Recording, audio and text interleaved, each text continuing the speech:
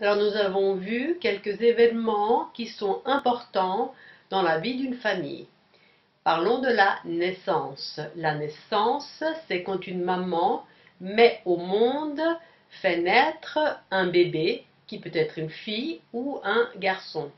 Aujourd'hui, les naissances ont lieu principalement à l'hôpital ou dans une clinique.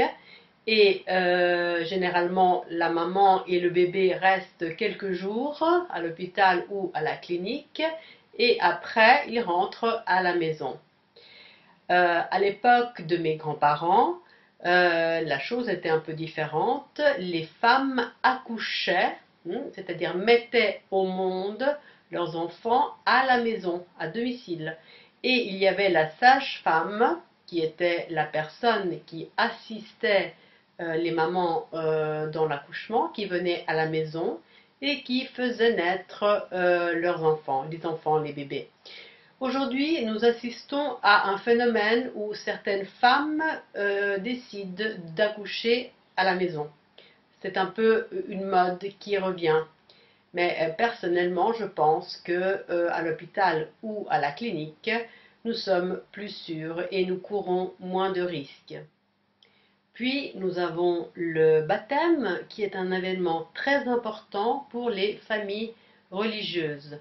Le baptême est un sacrement et c'est à travers ce sacrement que le nouveau-né, le bébé, l'enfant, entre dans la communauté chrétienne et il est accompagné dans ce passage d'un parrain et d'une marraine qui ont la fonction de le suivre et de l'éduquer, avec les parents naturellement, pendant toute la vie.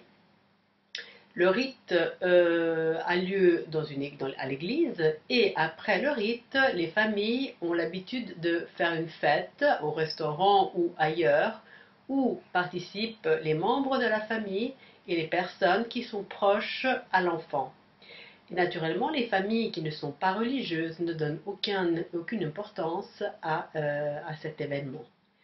Puis nous avons le mariage, qui est l'union de deux personnes. Le mariage peut être civil ou religieux. Le mariage est principalement hétérosexuel, c'est-à-dire qu'il unit deux personnes de sexe opposé.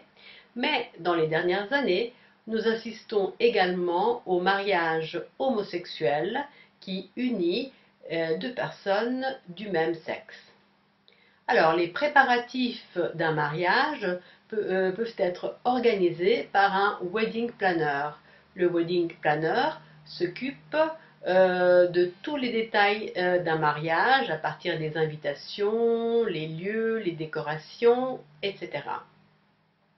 Il y a aussi l'habitude pour les mariés de faire une liste de noces, c'est-à-dire d'une liste de cadeaux qu'ils voudraient recevoir. Et c'est une chose très, très intelligente parce que de cette manière, nous évitons les cadeaux inutiles et les invités font un cadeau qui sera certainement apprécié des mariés parce qu'ils l'ont choisi, ce cadeau. Voilà, et après le mariage, les mariés partent en voyage de noces. Puis il y a le décès d'une personne qui est un événement familial triste mais inévitable.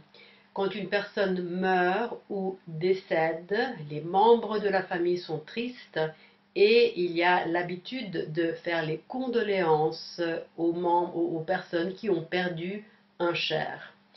À la mort d'une personne suit l'enterrement ou les obsèques qui peut être un rite civil ou religieux.